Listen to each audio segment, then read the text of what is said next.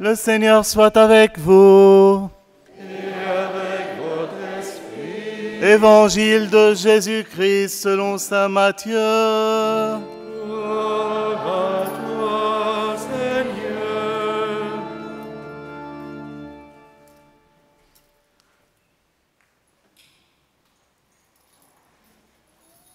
En ce temps-là, Jésus disait à ses disciples, « Si ton frère a commis un péché contre toi, va lui faire des reproches seul à seul.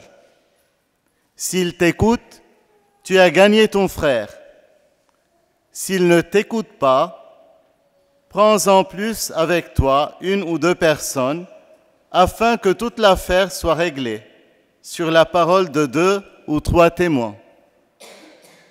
S'il refuse de les écouter, dis-le à l'assemblée de l'Église.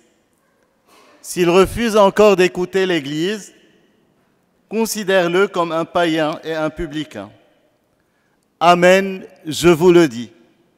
Tout ce que vous aurez lié sur la terre sera lié dans le ciel, et tout ce que vous aurez délié sur la terre sera délié dans le ciel. Et pareillement, amen, je vous le dis. Si 2 d'entre vous sur la terre se mettent d'accord pour demander quoi que ce soit, ils l'obtiendront de mon Père qui est aux cieux.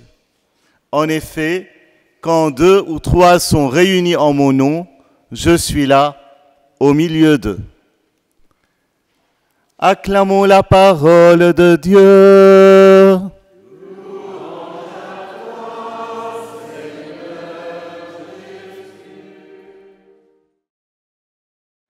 Si ton frère a commis un péché contre toi, en général dans notre vie de prêtre en paroisse, c'est souvent le frère lésé qui vient se plaindre et nous raconter les détails de la dette que son frère a commise ou accumulée contre lui. L'accusé de la faute ne vient jamais nous voir. Est-ce par orgueil ou par honte? Cela dépend des cas. D'ailleurs, souvent les deux sont mélangés. Et pour lancer une thérapie de guérison de cette plaie béante ouverte et essayer de rapprocher les 2 frères, nous prenons contact avec le lésé et lui disons que nous sommes prêts à dire à son frère de venir le voir. Oh non, pas pour lui demander pardon. On en est encore bien loin. Mais seulement pour essayer de se parler, de s'entendre, et ce sans colère ni esprit de revendication. Mais l'étonnement ne finit pas là. Celui envers qui le péché a été commis refuse d'aller vers le frère traité par des titres pas élogieux. Et la plus grande menace, c'est que celui qui est vexé nous lance: je suppose que je n'ai jamais eu de frère. Mais s'il vient chez vous pour vous entendre, réponse bruyante, il n'est pas question que j'aille le voir, car il m'a dit cela, il m'a fait ceci. Bien sûr, il faut ensuite convaincre le frère qui a commis un péché d'accepter d'écouter la parole de son frère et puis de donner son point de vue sur le différend et d'essayer de rapprocher les 2 points de vue. C'est dur de rapprocher les 2 points de vue des fois. Mais grâce à Dieu, grâce à des nuits de prière, il nous arrivait en tant que prêtres de réussir une renaissance ou une réconciliation. Mais ce n'est jamais gagné d'avance. Et le prêtre en sort fatigué, lessivé et à bout de force. Frères et sœurs, nous nous disons que nous sommes loin des paroles de notre Seigneur Jésus dans son évangile de ce dimanche. Car c'est au frère lésé, non pas de s'enfermer dans sa colère, mais lui l'offensé, c'est à lui d'y aller. Jésus nous dit, va lui faire des reproches. Va lui faire des reproches. Si je dis à mon frère le tort qu'il m'a fait, c'est peine perdue. Cela, il le sait déjà. et le risque est grand qu'il réagisse par amour-propre en se réfugiant derrière le fait que c'est de ma faute s'il a agi ou dit de la sorte. Alors, on est à deux doigts d'une nouvelle bataille. Mais si mes reproches sont de l'ordre, par exemple, tu es mon frère, et pour rien au monde, je ne pourrais accepter qu'un différend de n'importe quel ordre ne puisse nous séparer. Je tiens à toi plus qu'à ma vie, et je veux que ce qui s'est passé serve à nous deux de tremplin pour aller encore plus profondément dans notre fraternité. D'abord, face à de telles paroles, il ne peut se révolter. Il ne peut se révolter contre de telles paroles pleines de compréhension et d'affection. C'est pour cela que Jésus précise, s'il t'écoute, car des fois il se révolte en criant, oui, mais tu dis cela parce que tu sais que c'est de ta faute que nous sommes arrivés à cette situation. Tu cherches toujours à avoir raison et à avoir le dernier mot. Puis il y a aussi la finale de la sentence de Jésus. Tu as gagné ton frère. Tu as gagné ton frère. C'est le but de toute action. Elle est menée par celui qui est lésé et il a à essayer par 4 moyens de gagner son frère. D'abord, la parole face à face. Puis à l'agressé, dans le cas d'un refus de la part de l'agresseur, de continuer à aller vers lui, à l'aimer pour le sauver. Il faut lui trouver le moyen de gagner son frère.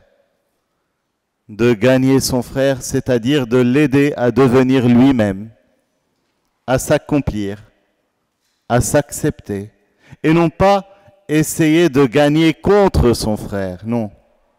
Gagner son frère et non pas gagner contre son frère. Gagner contre son frère, cela ne peut être un gain. S'il gagne sa cause et en vient à perdre son frère, il a tout perdu. Il a tout perdu. Un frère, même s'il a commis un tort, demeure un frère à aimer. L'écouter, dialoguer avec lui parler, lui faire sentir notre amour, c'est ce qui le sauvera de lui-même. Autrement, son péché va l'enfermer jusqu'à le tuer en l'étouffant. Le Seigneur me demande de gagner la vie de mon frère. Qu'as-tu fait de ton frère? Question qu'il posera à chacun de nous, comme il l'a posée à Caïn dans l'Ancien Testament. Qu'as-tu fait de ton frère?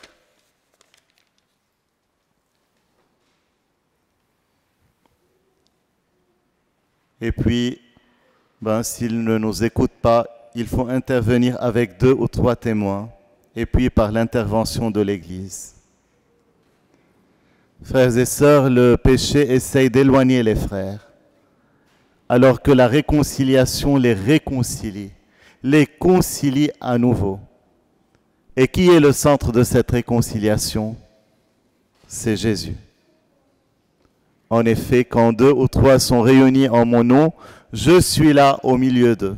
C'est Jésus qui invite à la réconciliation, car il nous a par son sang réconciliés avec le Père céleste, afin que nous allions vers les autres pour leur dire des paroles de réconciliation et de pardon. Un pardon donné, un pardon reçu et accepté. Jésus demeure le centre et il patiente si nous refusons d'entendre chacun d'entre eux sa parole de réconciliation. Il patiente, il applique ce qu'il nous conseille. Il vient vers chacun d'entre nous dans chaque célébration eucharistique. Il nous montre son immense amour et il veut nous gagner des frères à lui, des fils à son Père et des temples de son Esprit Saint.